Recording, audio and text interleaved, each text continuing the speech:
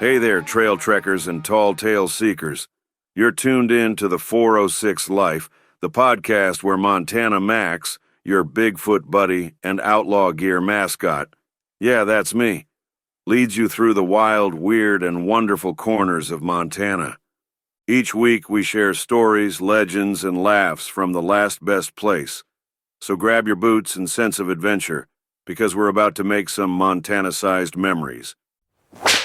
This episode's powered by Outlaw Gear, where rebels get their style. Want to look legendary? Mosey over to I'mAnOutlaw.com and claim your outlaw status. Now, I want to say something before we get into it today. I've been doing this a long time. Longer than most. And I don't say that to brag. I say it because when you've been wandering this state since before it was a state, you start to develop a sense of when something matters a little more than usual. This 4th of July matters more than usual. 250 years. That's what we're marking in 2026. A quarter millennium of this country being this country. The semi-quincentennial, which is a word I practiced saying approximately 400 times before I got it right. And I've had centuries to work on my vocabulary. Montana missed the first 113 of those birthdays. Didn't become a state until 1889, but we've been showing up ever since. And this year, this particular 4th of July, I figured it was worth a closer look than I usually give it. So today we're talking about how Montana does the 4th of July. Where to go if you want the full noise. Where to go if you want none of it. And a few things you need to know before you head out either way. I'm Montana Max. This is the 406 Life. Let's get into it. Now, I want to start with the towns, because Montana's small towns do the 4th of July in a way that I think a lot of people don't expect until they see it.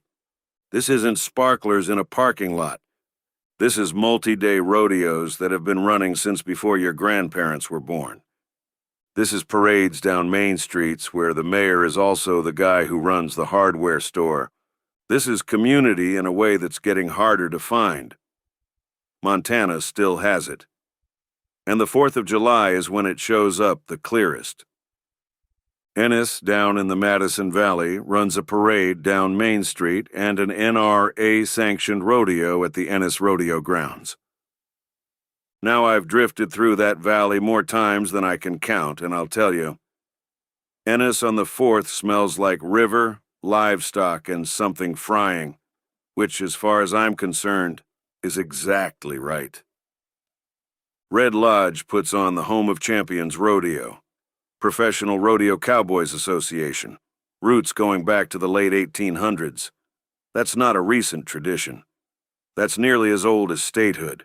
The Beartooth Range sits right behind it the whole time, which is the kind of backdrop that makes everything feel a little more significant than it already is.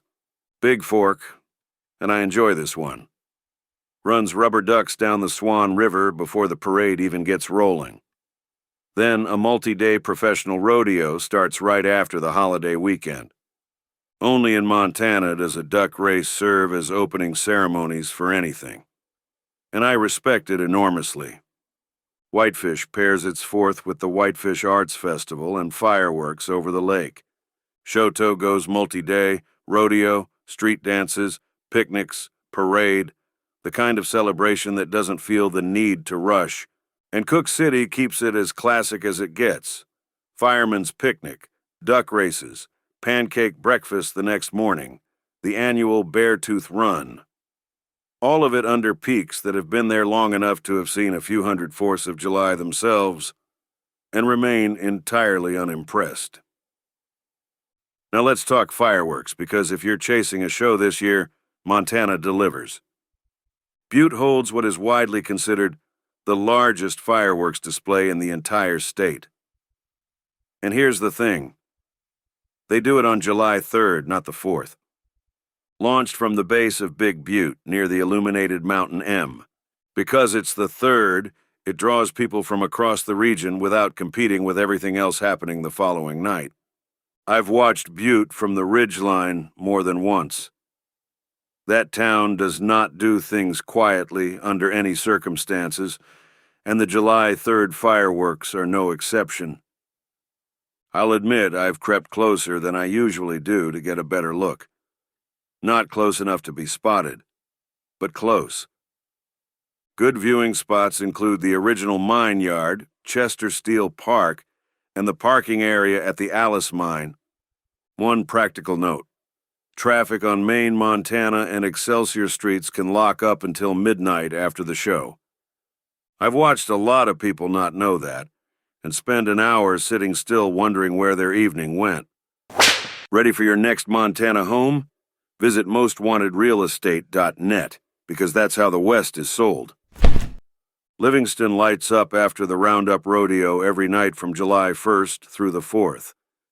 The rodeo itself sells out months ahead of time, but the fireworks are free to watch from G Street Park, Sacagawea Park, or the overlook at the top of Ridgeway Drive. Great Falls does the People's Park display on the 4th. The Great Falls Voyagers baseball game finishes right before it.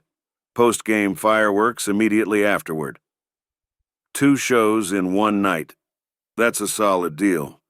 And Lakeside does an overwater show launched from Lakeside Harbor on Flathead Lake, with the Mission Mountains behind it. Flathead Lake is big enough that the sound takes a second to catch up with the light. I've watched that show from the eastern shore more than once, and something about that delay, the flash before the boom, feels like the world taking its time. I appreciate that. East Helena has been running the Prickly Pear Community Fireworks Celebration every single year since 1957. That's nearly 7 decades, funded entirely by local businesses and community donations. Nobody's making them do it. They just keep showing up. One more worth mentioning. Big Sky Resort skips fireworks entirely. High alpine terrain, wildfire risk. Made the call easy. Instead, they do a 5K run, scenic lift rides, zip lining, and live music in the plaza. Different kind of 4th. But the programming stands on its own. Now, if none of that is your speed, if the noise isn't what you're after this year, Montana has something else entirely. Fireworks are prohibited on all federal public lands, national parks, national forests, Bureau of Land Management land. That's federal law. And staffed campgrounds enforce it. So if you've got a dog that falls apart at loud noises, or a sensitivity to sound, or you're a veteran who doesn't need that particular sensory experience on a holiday, there are options. Real ones. Cut Bank Campground in East Glacier. 14 sites, no RVs, tucked into an eastern valley drainage that naturally muffles sound. Access to Medicine Grizzly Lake and Triple Divide Pass. Lost Creek State Park near Anaconda. 25 sites in a narrow canyon beneath 1,200-foot limestone cliffs. The geology does most of the work for you. Devil Creek Campground near Hungry Horse. 13 sites. 32 miles from the nearest town. Dense forest. Creek fishing on site. I've spent time in that drainage, and I'll tell you, whatever's bothering you when you drive in will seem smaller by morning. That's not a sales pitch. That's just what 32 miles of distance does. Vigilante Campground near Helena, 7 miles of winding gravel road to get there. Trout Creek acts as a natural sound barrier. The road itself keeps a certain kind of visitor out, which is part of the appeal. Red Shale Campground near Ashland. Forest Prairie borderlands of the Custer-Gallatin National Forest. Eastern Montana quiet is a different category from Western Montana quiet. The sky is bigger. The wind through the pines is doing something different. It's worth experiencing if you haven't. Now I want to mention 2 things that don't fit neatly into fireworks or quiet, but belong in this conversation. The first is the Arlee Celebration, The Confederated Salish and Kootenai tribes host the annual Ishsi-Apki Ni Powwow at the Arlee Powwow Grounds, 20 miles north of Missoula on Highway 93. I apologize if I didn't say that correctly. That was a tough one. I can barely say my own name sometimes. Anyway, the 2026 gathering marks the 126th year of this event. 126 years. That's longer than Montana has been a state. It's open to the public. It's centered on cultural preservation, traditional song, drum competitions, and dance. I've kept my distance out of respect, but I've heard those drums carry a long way on a still night. There's a staying power in that sound that's hard to explain and easy to feel. If you go with that understanding. The second is Virginia City. Virginia City does the 4th the old way. Noon parade, live theater at the Virginia City Opera House, brewery follies, train rides on the historic Virginia and Truckee Railroad, community fireworks at dusk. You can walk those streets and feel the weight of what happened there. Gold rush, hard winters, people who built something out of nothing, and mostly disappeared. The 4th of July parade down that main street hits different when you sit with all of that. One thing to note clearly. Bannock Days, the full ghost town reenactment with gunfights, wagon rides, and gold panning, runs the 3rd weekend of July. July 18th and 19th in 2026. Not the 4th. Don't drive out there on the holiday expecting the full show. I'd hate for you to make that drive for nothing. Need shipping, shredding, prints, or a real street address? Helena's locally owned and operated the UPS store has you covered. Located at 2047 North Last Chance Gulch. Stop by and get it done right. Before I let you go, fire restrictions. July is peak wildfire season in Montana. Stage 1 restrictions limit campfires to designated metal fire rings in developed campgrounds. Stage 2 bans all campfires entirely. Gas stoves with an on-off valve are legal under both stages. Under Stage 2, internal combustion engines are restricted during the afternoon and evening hours.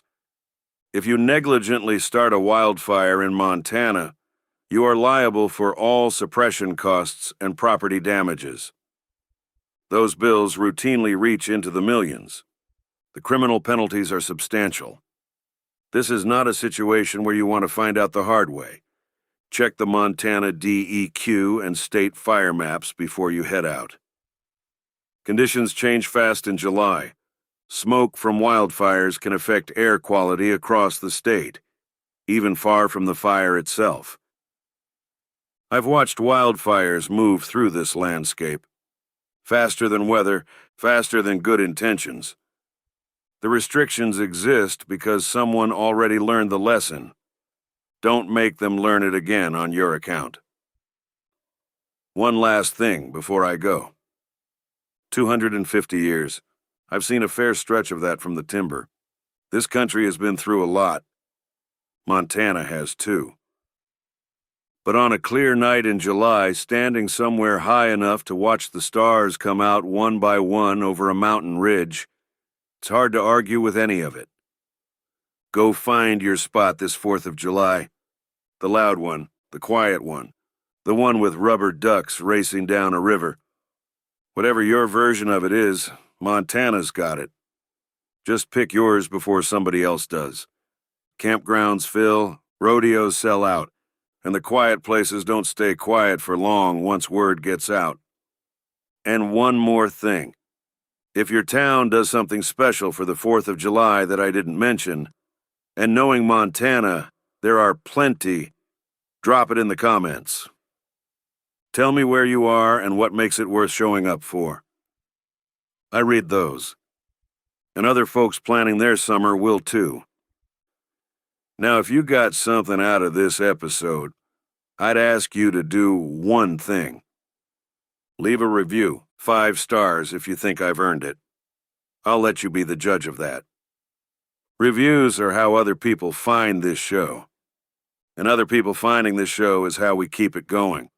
So if the 406 life has been useful to you, made a drive go faster, or taught you something about this state you didn't know before, take 60 seconds and leave a review wherever you're listening. It matters more than you'd think, and share it. Send it to somebody heading to Montana this summer, somebody who loves it, or somebody who just needs to hear a Bigfoot talk about the 4th of July for 15 minutes. I won't judge the reason.